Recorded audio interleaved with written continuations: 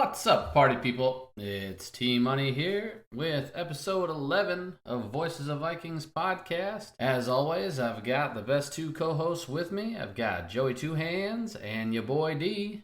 How's it going, guys? Week in, week out, man. We're going to continue to stay consistent. We're doing great. What it do, baby? No change in the fellas. That's what we like to see. As long as you're changing your underwear, that's all I can ask. I can smell you from here. Could smell you getting off the elevator. Yikes. Yikes. Yikes. Well, cool. We got coming off an L, but we got a good show ahead. We'll be spending most of our time focused on our next matchup here against the Lions, but we will spend some time talking about that game against the 49ers. Obviously, Vikes did not come out on the winning side of that. Final score 34-26. We'll get into a little bit of the notes and ultimately talk about D's dogs from that game. And then we'll switch our gears. We'll go into the keys to victory in our next game against the Lions, Sunday, 1 o'clock Eastern. And then we'll talk about the two hands players to watch for that game. Be a big game to get back to 500, keep us moving in the right direction. Give you our sweet and 100% accurate and guaranteed predictions for the game, and then get an update on that Red Hot Wild team. So, should be a fun one. I'll throw in my plug, since I didn't plug much last time, and I promised to be the plug guy, so I'll throw in a plug at the beginning here. As we've said before, feel free to send us questions. We got questions from Aunt Jody, just a couple of emails. That was cool. But feel free to send us questions, thoughts about the games, thoughts about upcoming games, whatever you might have. voicesofvikings@gmail.com. If you're listening to this on Spotify, YouTube, wherever you're finding it, make sure you follow our pages and subscribe to our channels. That will help us continue to do this, and it's fun for us, so we'll love you for continuing to support our fun. Right, dudes? Yes. Not that we're going to stop loving you if you don't, but, I mean, we might. We will, but, we enjoy it. So, if you don't even like the podcast, I don't know why you're listening to it right now, but, share it, tell people about it. Word of mouth goes a long way. The budget this year is practically zero. Actually, I think right now we're sitting at a deficit. Just like our great country, baby.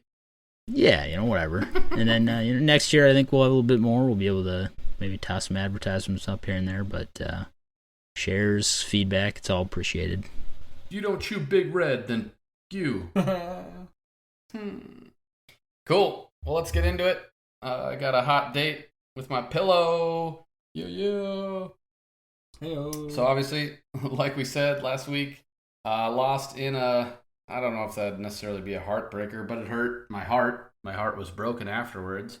So lost the 49ers there at Levi Stadium. Quick side note, as we just jump into getting started, worst field I've ever seen in my life. Notoriously, so many players get injured on that field in that stadium. It's absurd. Multiple people falling down in this game. Deebo Samuel going out, Dalvin Cook going out. Granted, those are on hits, but there was a lot of people falling down. But it's because it's San Francisco. It's probably smoggy, not a good place to grow natural grass. I'm not sure. But either way, not the cause of us losing, but not my favorite place to play. Well, see, and actually, Deebo, his injury wasn't even from the hit. When I watched a video on it, his injury was he was going on that out run, and he was running outside, and he felt his groin tighten up or pull something or whatever from running before even the hit. So he was already on his way down. So again, gotta blame the field and the refs. Yeah. But we won't go there. Dumpster fire of a field. But yeah, obviously, we didn't come out on the winning side of that, but a couple of highlights from the game. I mean, it was good to see Thielen get a couple tutties. Good that the passing game still seemed to be alive. Kirk seemed rattled. Udo was a barn door at best. Civ, maybe, but even then, that's stopping too many things. That's generous. Because he couldn't stop a runny nose. Why is he still here? Yeah. Technically, he's not here. He's in the backfield getting blown up on his back. It was unbelievable. But that happens. There were a lot of holding calls that didn't get called, but in that same vein, they did let him play most of the game. There weren't a lot of penalties called, but a couple of those touchdown runs and the longer runs by Debo, you can see our guys getting dragged to the ground. It is what it is. So the team seemed down about it, which usually early in the week is a good thing. Hopefully they'll use that as motivation. They got a little bit of a lighter practice today per Zimmer. So hopefully that, keeps them rolling, gets them back to 100%, and we can roll into this next game against the Lions and get this ship set sailing on the right direction. Does bring us to a sweet 0-6 when JJ does not achieve 7 catches. So I say this weekend we start out with 7 screen passes to JJ, get that out of the way, and then hit the rest of the game plan. So I'll call Kubiak after this and let him know that's what we should do. Anyways, enough of that intro. Let's talk about how that impacted those sweet standings. NFC North seems like it's getting a bit out of reach, even just each loss. The Packers won. They beat the Rams 34-26, 36-28, 31-21. I don't know. They had more points than the other team. And so that puts them at 9-3, still in first in our division. As I said, Vikes fell to 5-6. That'll put them at second in the division. I know the Bears were active on Turkey Day, a lot more active than I was. How'd that one turn out, D? It was a very close one, to be honest. It's kind of the toilet bowl, I would say, anyway. If you watch the game, it wasn't very eventful anyway. It was final score 16-14. Bears came out on top, only because the Lions have not been able to come out on top at all season. They're getting just screwed for sure. But like I said, not a very good game for either team, to be honest. So hoping the Lions can continue to play bad next week for us. Be ideal. Who the Bears play this week? I forgot. Packers have a bye, so gotcha. But who the Bears play? They got the Cardinals, who have also surprisingly been kind of struggling lately, but they've had D-Hop out and Kyler Murray out. So they've been kind of a struggle bus, but we'll see. I'm sure they'll find a way to get them Bears down. Bear down, if you will. Ah. Sweet. Who's bringing up the rear there, Joe? How those Motor City Kitties doing? Second favorite team. Still pulling up the rear, like you said. It's 0-10 and 1 with the tie. This past week, played the Bears. Tough game for them. Can't seem to finish out. Continue to dwindle games at the end there. Defense is not good. Offense is even worse. Yeah. Just it's a tough team to be a fan of in general. I feel for Lions fans going into this next week. We play them, so I don't feel for them this week. There's no friends when we play teams. Nope. Don't really care if you're a fan of another team. If you're a fan of the team we're playing, you can watch the game not at my place. Yes, sir. Negative 115 point differential for the Lions. So not even are they losing every one of their games, but they're just getting shellacked.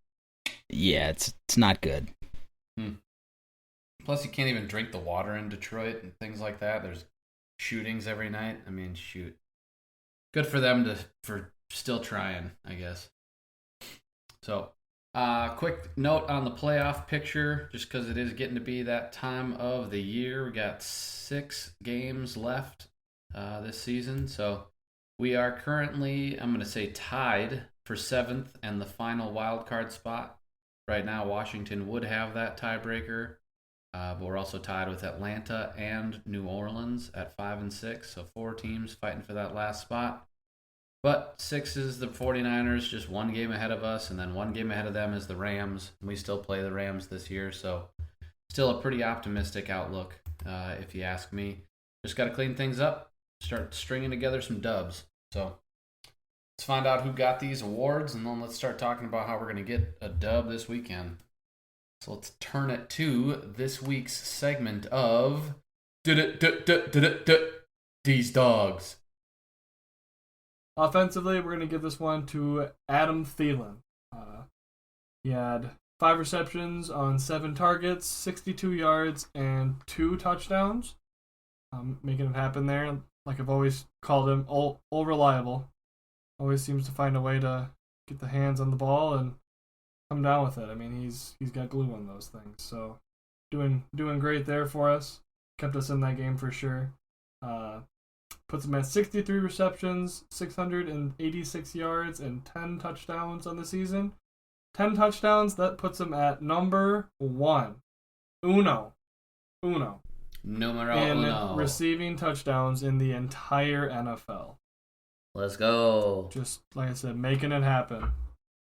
Always seems to find a way to find himself in the end zone, even if his yardage isn't super high. I mean, obviously, he still only had, out of that game, he only had 62 yards, which isn't a whole lot. It's a decent amount, but on 5 receptions. But still finds a way to get into the end zone, so gotta love it. So, Thielen, no! Defensively, I'm going to give this one to Harrison Smith. I think The Hitman. he did great. He was out last week, I believe, with COVID protocols. Yep. And great comeback game. He had 11 combined tackles and an interception. Interception was huge. He read Garoppolo like a paperback novel. Yes, sir. Puts him at 73 total tackles in the season, 4 sacks, and 1 interception. So, doing great. 4 sacks is up there pretty close to our leader, I believe. I mean, I think Daniel Hunter is still the leader, but that puts him up there in top 3, I still think. So, he's definitely doing his part, being the leader in the secondary that we need. So, Harry, dog. And then, like I said, familiar faces, but the name never gets easier. Honorable mention, we're going to give this one to the rookie, young stud, Kene Wangu. He did get a rush. He had 1 rush for 7 yards, but that's not the real thing we're talking about here. 99-yard kickoff return. 2nd time this season. Did I mention he's a rookie? I think I did. Let's go. Yeah. So puts him at the season with 2 rushes for 16 yards. Obviously, like I said, not the thing we're concerned about right now, because when you have Dalvin Cook and Alexander Madison, he's not going to touch the ball too much right now. But on the kickoff returns, he can touch it all he wants, because, Oh, yeah. I mean, 2 kickoff returns this season, and he makes it look easy. I mean, nobody's touching him. 1 quick Yes, move, sir. he's gonzo. So he's having a great rookie season, and it just is showing the true depth that we have at running back position. I mean, you got Cook, that's elite. Number 1 running back in the entire league when he's healthy. You got Madison, who is arguably one of, if not, in my eyes, he is the best backup in the entire league. Like Joe's even said multiple times, he would start on 28 probably different teams in the NFL. Yeah. So, unreal. And then to have somebody like Kene come in here and do what he's doing, show off his speed and his strength and just everything, it shows that we're in good hands for the seasons to come. So, gotta love it. Kene, dog! Nice. Yeah, loving the kid for sure. Watched press conference. I think it was Zim. Might have been Cousins. Not sure which. But his speed, how he seems to gain speed as he cuts, that's what makes him so good at the kick returns. He'll be, darting out slightly to the right, make a cut upfield, and somehow goes faster through the cut and just breaking ankles. So it'll be real interesting to see. Zimmer said that with Cook out this week, all signs point to him being out. Madison gets the start, that they will use Wangwu to spell Madison, every once in a while, late in the half, whatever, when we needed to get Madison a blow. It'll be interesting to see how Detroit, tries to keep up with that speed. I don't think they'll be able to.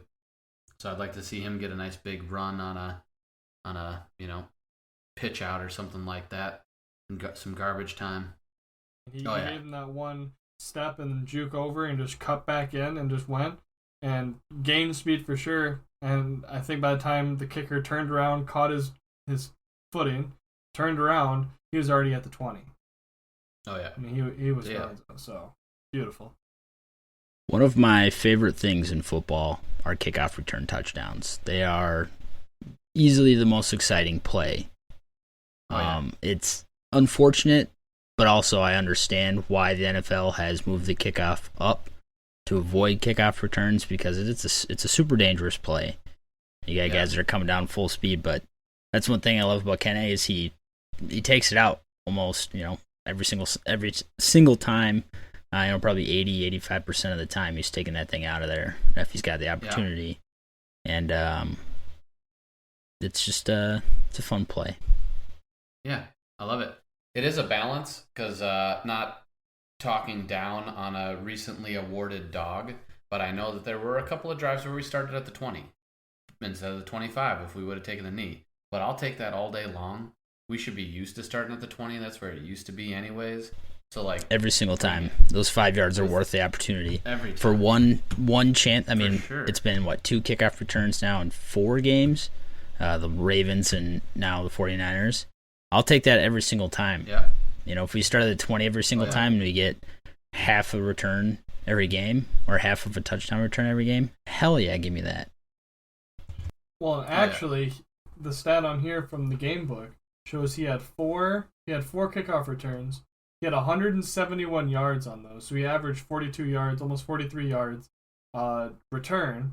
The 199 yards, do the math. I mean, he was making some pretty good progress on a lot of those kickoff returns.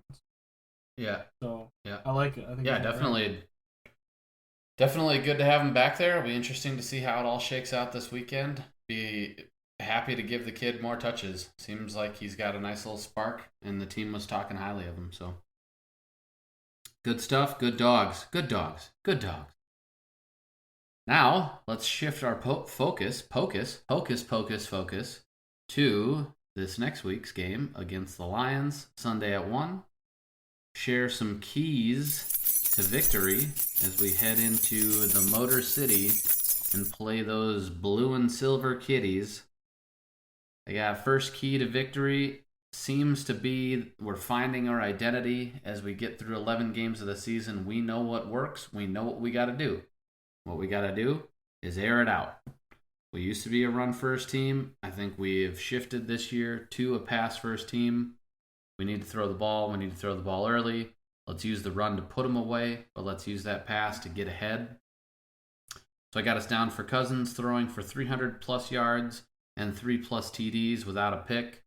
Totally doable, and I think the die-hard fans and any fans of this cast would also know that would break Dan Marino's record of 26 games with 300-plus yards and 3 TDs in his first 10 seasons. So he's tied right now with, or one behind Marino, so maybe it would tie the record. Either way, it'd be sick. Get into, the same company as greatness like the old Dan Marino. Laces out, Dan. I think this plays into our favor as well this week. Detroit is allowing 317 passing yards to Andy Dalton last week. Andy Dalton is not Kirk Cousins, not a top-tier quarterback in my opinion. If you're allowing 317 to him, you'll be lucky to keep Cousins under 4 Bills. And that should play well for a key to victory because we're 5-1 when old Cousins gets over 275 even. So get him up over that 300-yard mark and get out of here with a nice W. Number 2, slow or stop the run. Stop means nothing, so I say slow. But hold Detroit under 100 yards and 1 or less touchdowns. I know that seems lofty. Last week, we allowed 208 yards rushing to San Francisco. That's our second game in 3 weeks, allowing over 200 yards rushing. That's tough to overcome on an offense. 200 yards, it's got to be at least 2-3 touchdowns. That's tough. So, want to keep Detroit down. Right now, they're averaging just over 100 yards per game at 110, but the Vikes are giving up 134 per game. So, like to see them get that down under 100 and keep them out of the end zone as much as possible. I think that'll really help us keep control of the game and keep us in that driver's seat, move us closer to that W. DeAndre Swift is out as well. That's their starting running back, so they'll be hampered on the line there, and then a big one coming later in the cast as well that should impact our running game. So, no spoilers, though. 2 hands. Number 3, first time ever. There's a first for everything, baby. There's a first for everything. I have nothing to say to you. I didn't spoil it. Not like spoiled milk. Number 3, final key to victory. Struggled a little bit pulling one together for this just because I feel like those first 2 things should get us to that W. But number 3, I put down play sound mentally. I think last game, coming off the high of beating Green Bay, then traveling all the way to the West Coast and playing a good football team on that crappy field in Levi Stadium, I think it got in our heads a little bit. I think we came out a little bit flat. So I got us down for less than 3 penalties or mistakes. I don't want to see the interceptions. I don't want to see the fumbles. I don't want to see penalties. I want us to play clean, sound football. I feel like that pits my team against your team, and I know our team is better than their team. So the Lions are winless, but 6 out of their 11 games, have come down to the last score by a touchdown or less, and 3 in a row on their last 3 games. So you know they can compete. We got to be sharp. We beat them in week 5, but it was on that last-second Joseph field goal. I'd like to not have that heart attack again. So we need to make sure we come out hot. And all of our games, except when we beat those dirty sea chickens, Taipei, have been decided by 1 touchdown or less. So and we know it's going to be close. At least we assume going into the game. We sure hope it ain't. But we know it's going to be close. That's why we got to be tight. Got to keep it clean and get out of there. Move back to 500 at 6-6. Time. Beautiful. How'd I do? On that penalized note, less than 3 penalties. Vikings are 10th last, so whatever, 22nd in the league in penalties against, and also 4th last, so 28th in penalty yardage. So we're taking a lot of penalties, and a lot of those penalties are going for some good chunks of yard. So it's going to be a huge aspect of the game to avoid those penalties. We have to clean that up for sure. Heck yeah. Well, those are the keys. A couple of these players that we're going to talk about here should be within our eyesight. Keep them in our scope as we take this game on. So let's check out this week's segment of Dos Manos to watch. We can dance, everybody look at your hands. You should have prepared a little more, man. I'm just kidding. I'm only 50% bilingual or something. We'll jump right into it here. The first player to watch on the offense, T-Money. You gave it away, but that's okay. I'll accept it. It's going to be Alexander Mattison. Lions are 29th in the NFL and when stopping the run, yards per game, rather. Mattison doesn't have a lot of yards, doesn't really have a lot of attempts. He's 3.5 yards per carry right now. I think he's got a great opportunity to bust that open, take that average up, have a good game. I'd like to see 150 out of him. But also Kirk, 300, like I said, 300 yards, 3 touchdowns. Also very doable. They're not the best in the pass defense either, but you're going to have to do both, I think. I think all Vikings fans, the entire state of Minnesota, anywhere else Vikings fans are, to get everyone back on board here, you're going to have a blowout. I don't want to see another close game, even if it's a win. I know wins, but I want to see a blowout. I want to see what this team can do against a team that is winless. And yeah, or for criminy sakes, come on now, right? Scores. Get it, Sorry. get out. Just come at on, least 2 do scores. something. I want to see it's like that formation. It's like that meme where the guy's poking the stick with or rock with a stick. Do something. Yeah. Come on, just win this game by a lot. 150 yards out of Madison, maybe a touchdown or 2. Kirk, 300 plus 3 touchdowns. Let's go. We only had 67 yards last week. That's not going to cut it. Want to see something. Want to see a lot of offense productivity this week. So who's the player? We got a couple of players. Is just a lot of offense. No, it's Madison. He's a guy to watch. Got it. Keep 2 hands on, as the cool kids say. Yeah, good luck keeping two Yeah, hands break on a few lines. tackles. We were talking about that earlier, too, before the cast. Doesn't seem to happen a lot. I'd love to see him break a few, instead of a 6-yard run, let's turn it into 16. Let's force the safeties to come up and make hits. Yeah. Safeties love doing that, I've heard. Yeah. Sarcasm there. Right. They hate it.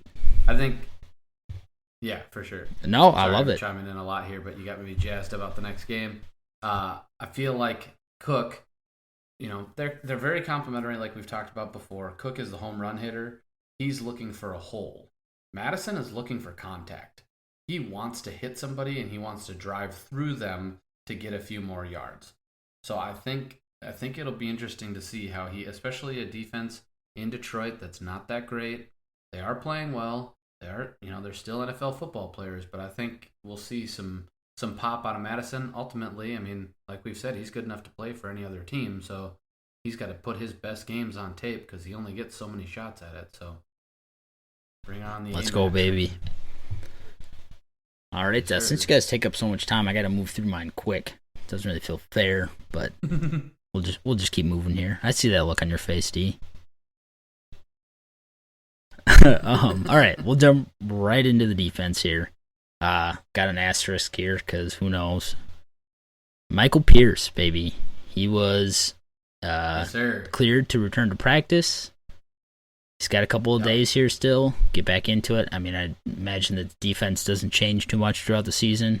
A couple of readjustments here. He knows it already. There shouldn't be any reason why 3 days of practice doesn't get him ready for playing the Lions. So I'd love to see him in. Defense has been, as we all know, just terrible at stopping the run. Just can't do it. Mm-hmm. Showed it off last game. They ran for like 216 or something like that. Just embarrassing. It's not even fun. I'd rather allow that many passing yards than rushing or get blown out in the passing game than the running game like that. It sucks. Pierce is a big boy. DeAndre Swift, the running back for the Lions, got hurt on Thanksgiving. He's questionable. They're saying he's expected to miss multiple games. So I'd imagine he's not going to play, which brings it to Jamal Williams, who is still a good runner. Yeah. Seen him in Green Bay. I mean, same kind of thing. He runs hard. It also helps that the Lions' offensive line is really good. Their center, fantastic. They're only allowing 16 sacks on the year. So, I mean, it doesn't speak about the running game, but the running offense is pretty decent. But their center, Frank Ragnow, he put me on my ass a couple of times in my last football game that I played competitively in high school. He played for Chanhassen from Minnesota. He's a big boy. Wasn't fun. He went to the Badgers. I think he did go to the Badgers. Yeah, came from Chanhassen, played both ways. Played, he might have played tight end. I don't know what he played on offense, but he played on defense. He played defensive tackle/end, and I was a guard, and he's big and strong and fast. Played college football in Arkansas. Oh, yeah, that's right. But he's from Victoria. Yeah, it's right over in here. So he's fun. He's fun to watch. Anytime we play the Lions, I'm like, hey, that guy fucked me up a couple of times. Oh, sorry. It's a family-friendly podcast. No. We gotta keep moving. Keep moving. Goff isn't very good. Their passing offense isn't very good. If we can stop the run, I think we'll have no problem shutting down Goff. I think we should have this game be a blowout and hold them to, if our offense can sustain drives and sustain possession time with the running game, passing game, keep the clock moving, I'd love to see a shutout. I said it quietly because it doesn't happen very often, but it'd be fun. Give that defense a chance, offense. Let's go. Yes, sir. Cool. We'll keep our eyes and hands affixed upon number 25. Madison's Correct. 25, yeah? And 97, big old 97 in the middle. No, 58. What? He he was 97 he was with the 97, Ravens. Might be. correct. Yeah, it might be. He hasn't played all year. Right, it's hard to see. We see Everson Griffin more than we see him. Yeah, that's right. Griff got 97. Yeah, he was cleared to practice, and he was at the practice today. It was a walkthrough, more of a practice, just to get him, get him a little bit of a rest for everybody. Zim was saying that he talked to the trainer and some other dude on the training staff, and they both said we need a half day, so they did a little half day today. And Pierce wasn't listed on the injury report at all. So to me, that means there's no reason why he would not be playing. So that's why I didn't want to spoil it for you, because I peeped the notes, and I think that's a great one to keep those hands and eyes on, because I think he's going to make a splash. So sick. Well, we did it just over 30 minutes, so let's dance our way out of here. Let's get some predictions. Let's chat about those man-bear pigs. I'll go first. I didn't go shutout, just because, like you said, that's rare, but man, I'd love to see that. But I got us 35-13. I'm not going to go into too many specifics about how that happens, because to be honest with you, I do not give a rip. I just want to be sitting there with 2 minutes left in the fourth quarter, sipping slowly on a cocktail and enjoying as we turn around and hand it to Madison, and then hand it to Wongwu, then hand it to Madison, and then take a knee and walk out of that stadium chomping on dubs. 35-13 SKOL VIKES. What you guys got?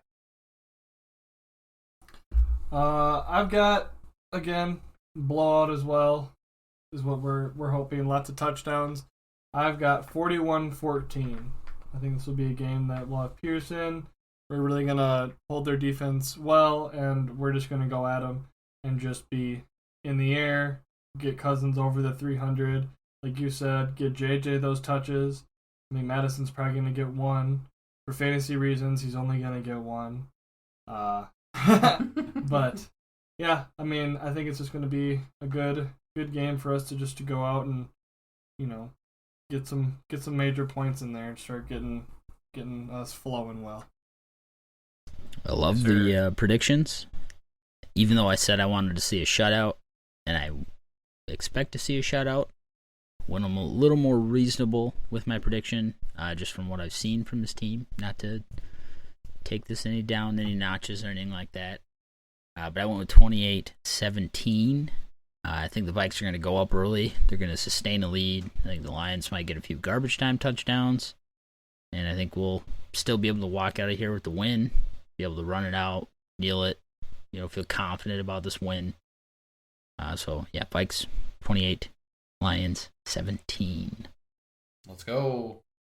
SKOL VIKES. Cool. Well, 5-second segment on those man-bear pigs. How they doing? They're super hot, and this They're is hot. the first time that I actually took a lot of notes for them, but I'll try to roll through them. Krill's got 25 points. He's doing well, leading the team. Hartman's got lead at goals at 12. Had a actually pretty tough fought game by the worst team in the NHL, the Arizona Coyotes. They played really well for the first 25-30 minutes, but we ended up with a W, 5-2. That was yesterday. Tomorrow, they're playing at home again against the New Jersey Devils. I'm actually going to that game. The Devils are also not very good. Nice. Tied for fourth in the highest points in the league. I think they have like 2 games played more than the next highest. They're also tied for first in the West, so they're playing out of their minds for how young this team is. Brings me a lot of joy and excitement about the future of this team and even this year. Yes, sir. Cool. Of course, that one's on Bally Sports, and so I don't think it'll be on my ESPN Plus, but maybe I'll tune in and see if I can catch those 2 hands supporting that. Do you like Pirates from Minnesota? You're gonna see the screen go over, and he's just gonna be like just shaking his hands like this, just in the screen. Spirit fingers. Jazz hands. Do you like Pirates? Yep, like Pirates on a ship and stuff. Sure. Yeah, just go to just like Google. Jack Sparrow? Yeah. Right here, sportsurge.net. I think the actual. Oh, geez, hit my mic. Sorry about that, everyone. If you Google sportsurge.net, and then the first link should be like v2.sportsurge.net. You can watch any game, any sport, for free. It's not illegal for you. It's illegal for the people streaming it. You won't get in trouble. You won't get in trouble. They will. It'll be fine. It is. Sounds like that's how I watch all my Wild games now. Because Bally Sports is a bunch of bad words. I tried to use your ESPN Plus account last night to watch the Wild game, and for some reason I'm in a blackout zone. It's not on Loco TV, and it's not on Hulu. I don't. And when it comes to that much of greed, I'm just going to go get it for free. I'm done with this crap. I'm not going to buy any more streaming services. Yep. Absolutely. So sportsurge.net, any game, any sport for free. Stick it to the man. Nice. No, officer. I was only in the house while they were doing illegal things. Yeah, exactly. That's kind of my drugs. I mean, I'm just a pirate. Yeah. I'm just searching for booty. I'm just benefiting. I mean, technically, it's like LimeWire. You know, everyone used that back in the day. No one got in trouble besides LimeWire. They got in a lot of trouble. Yeah, no one got in a lot of really. trouble. Yeah, that's nothing. All right, yeah, guys, exactly. we got him. It would be fine. It's free. Move in. There's some ads, so maybe use like a VPN or something, but it'd be fine. We have a confession. Get him! Good stuff. Well, we're losing control of this thing, but good to hear the Wild are doing well. Hopefully they keep it rolling, so we got a little something to talk about as we roll through an off season after winning the Super Bowl, because that's what's going to happen. So I will sing us out of here with a couple of notes. Next week, we play Thursday Night Football, primetime Purples. Yes, sir. Yes, sir. Color Rush, baby. That'll be Thursday night, 8:20 Eastern, in Minnie, against those Steelers from Pittsburgh. So, because we know that y'all can't get through a game without this content, we're going to move up our cast. We will have it live, hopefully Wednesday, depending on, things. We got 2 pregnant wives in the group. Devin's got to wash his hair, so, we'll do our best. But guaranteed, Thursday by noon, we'll have a live cast. So maybe as you're cooking up some dinner before the game Thursday night, you can check us out. We'll let you know how the Vikes are going to make it 2 straight wins, coming off the win over the Lions. So, Yes, sir. We'll catch y'all then. But as always, SKOL VIKES.